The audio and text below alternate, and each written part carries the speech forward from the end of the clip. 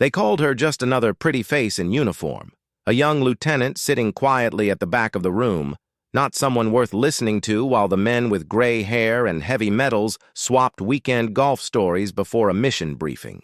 That's how it started, with smirks and dismissive glances, with her voice barely a ripple in a sea of booming authority. But what they didn't know, what one man in that room would soon force them to see, was that this so-called pretty face carried in her memory a set of scars, promises, and battlefield instincts that had already saved more lives than most of those officers combined.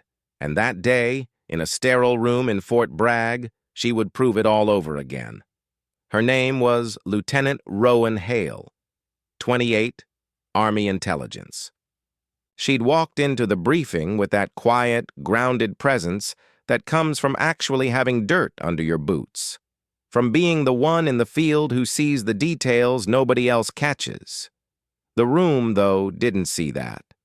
They saw her age, her gender, the fact she wasn't carrying decades of wrinkles or a colonel's insignia. She slid into her chair near the back, tablet in hand, scanning satellite photos she'd already memorized. Around her, the chatter was casual. Ball, scores, retirement countdowns, complaints about humidity. For them, this was routine.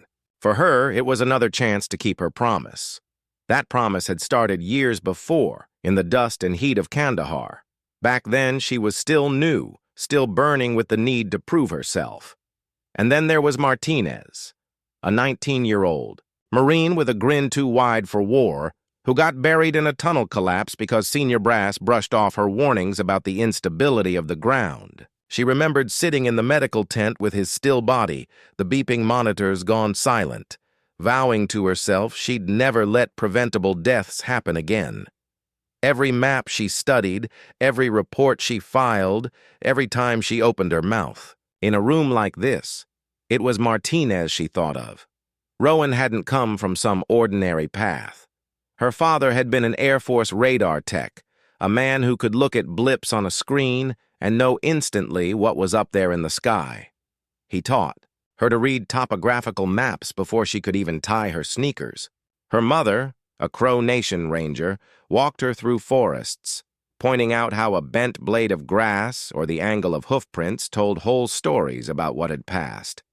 Together, they built a child who could see patterns where others saw chaos, who could hear engines and tell you the model of the plane, who could look at a horizon and predict the weather. By the time she hit West Point, professors were shaking their heads, telling each other they'd never seen a student pick apart satellite imagery with that kind of precision. So when she deployed, it wasn't theory. It was life or death. 3. Tours, ambushes prevented, high-value targets pinpointed, extraction teams saved. Her record was solid, but her presence in rooms like this, full of older men convinced they already knew everything, was like a stone dropped in a river. The water rushed right around her, never slowing. That morning, Colonel Harland Henderson was running the show.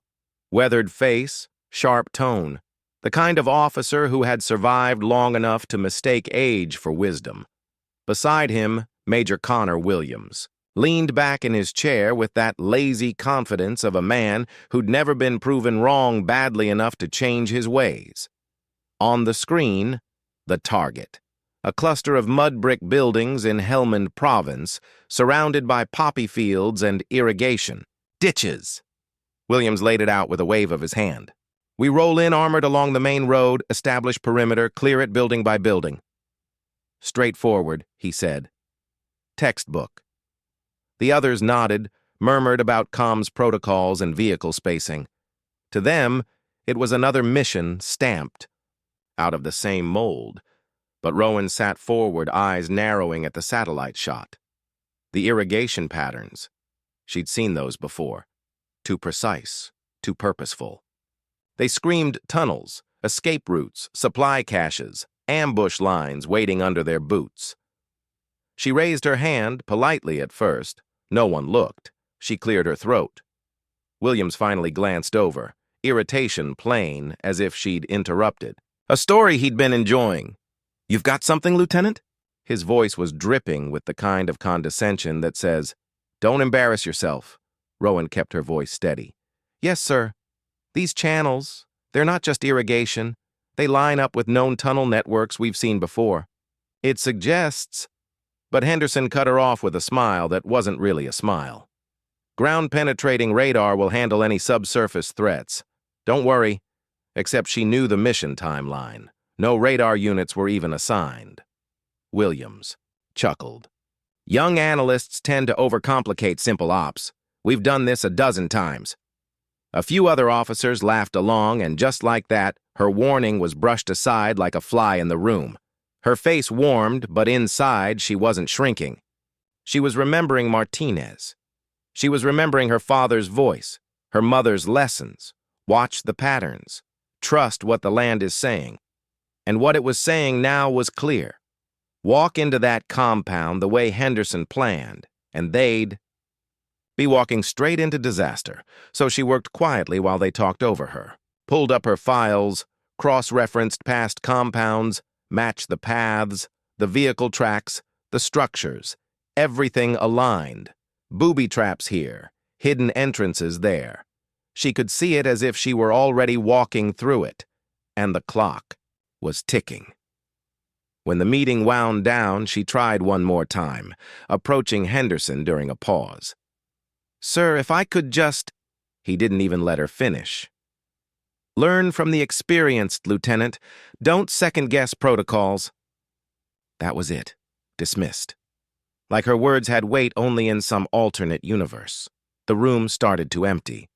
Chairs scraping back, boots hitting tile, and then a voice, deep, calm, authoritative, cut through the noise. "Gentlemen, sit back down." It was Admiral Jonas Morrison, Navy SEAL legend, who had been sitting quietly in the corner the entire time. He didn't raise his voice, didn't need to. The order in his tone was enough to freeze everyone mid-step. Henderson frowned, confused. "Admiral?" Morrison opened a laptop, fingers moving like he'd done this 1,000 times. "Before we finalize anything, I want to review Lieutenant Hale's record." You could have heard a pin drop. Then he started reading. He read about Kandahar, how Rowan's analysis had stopped a marketplace bombing that would have killed dozens. He read about the extraction team she'd saved by mapping out a safe route through what others swore was impassable terrain. He read numbers. Her success rate at mission-critical intelligence, 94%, the highest of any analyst her rank. He read about lives. 43 American lives saved because she trusted her instincts and the land. And with each line, the room got heavier. Officers who had chuckled minutes before were staring at the table now, or at her, with new eyes. Morrison closed the laptop, looked directly at Henderson. "Her assessment is not optional input. It's essential mission intelligence." Silence. Then Henderson, throat dry, asked her to present. Not politely, not warmly, but with the weight of someone who just realized they'd nearly signed off on a death sentence. Rowan stood, not triumphant, just steady. She laid it out, the tunnels, the ambush positions, the escape routes. She offered alternatives, routes that used natural cover, approaches that would keep the enemy guessing. She didn't gloat, didn't rub it in. She just spoke with the calm urgency of someone who'd been there before, who'd seen what happens when warnings get ignored. Williams, the one who had smirked, was scribbling notes now. He asked questions about enemy sight lines, probabilities. She answered them all, and by the end, no one doubted. The mission was pushed 24 hours. Recon teams went in with radar, and guess what? They found everything she said they would.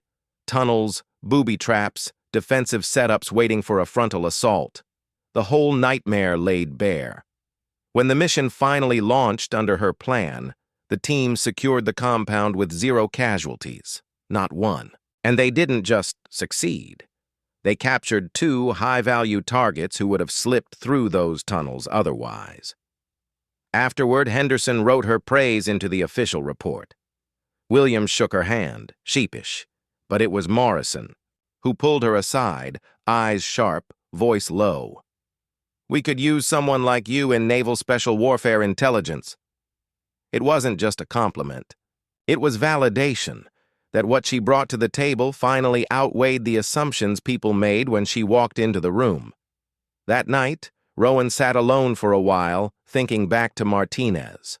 The promise had held. Every soldier had come home. That mattered more than the recognition, more than Morrison's offer, more than the sudden respect. The weight she'd carried for years felt lighter. Not gone, never gone, but lighter. So here's the thing. You can take this story as one about a brilliant analyst finally getting her due, or you can take it as a warning about what happens when experience blinds us to new voices. Because Henderson wasn't evil, Williams wasn't cruel. They were just locked into a way of thinking that nearly cost lives. And it makes me wonder, how many times does that happen outside the military? In boardrooms, in neighborhoods, in politics? How many Rowans are out there carrying answers that nobody wants to hear because they don't look like the ones we expect to lead? That's the question I want to leave you with. Was justice done that day because Rowan was finally heard, or was it luck that Admiral Morrison happened to be in the room? And more importantly,